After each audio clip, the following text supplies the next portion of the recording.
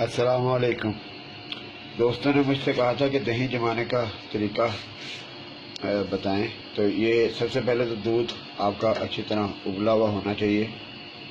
और ये दो बर्तन तैयार हैं, जिसमें एक ये बर्तन है जिसके अंदर मैंने दही जमानी है, और उसके साथ दही पड़ी हुई है जिसमें से मैं थोड़ी सी दही इसका जमाने के लिए इस्तेमाल करूँगा।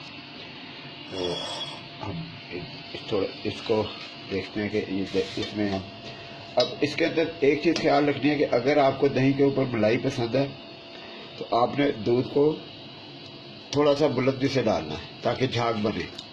ये जो झाग बनेंगे ना, ये मलाई ये बनाते हैं। और अगर आपको मलाई नहीं चाहिए तो फिर आप उसको आराम से डाल दें कि जैसे आपकी ख्वाहिश हो। ये दोनों तरीके आपने ज़हन में रखने हैं। ये दूध अब इसके अंदर पड़ गया है और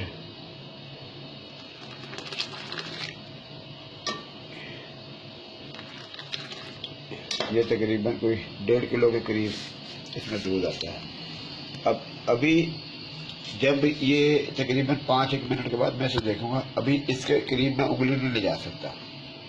ये बड़ी ध्यान से बात आपने समझनी है कि अभी मैं इसके करीब उंगली नहीं लगा सकता। इसका मतलब कि मैं दूध को मेरी उंगली बर्दाश्त नहीं कर सकती।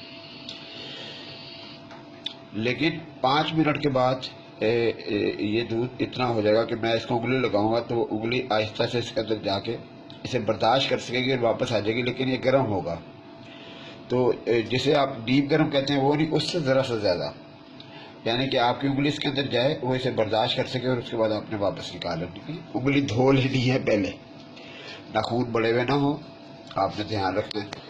और ये जो मैंने आपको बता रहा हूँ कि ये जो 2 किलो 1.5 किलो के करीब दही है, इसके अंदर सिर्फ इतनी मिकदार का दही जो सा है ना, वो जब आपकी उंगली सहस के तो आपने इतनी मिकदार का दही, बस ये थोड़ा सा दही इसके अंदर साइड पर डाल के और उसको अच्छी तरह हिला देना है।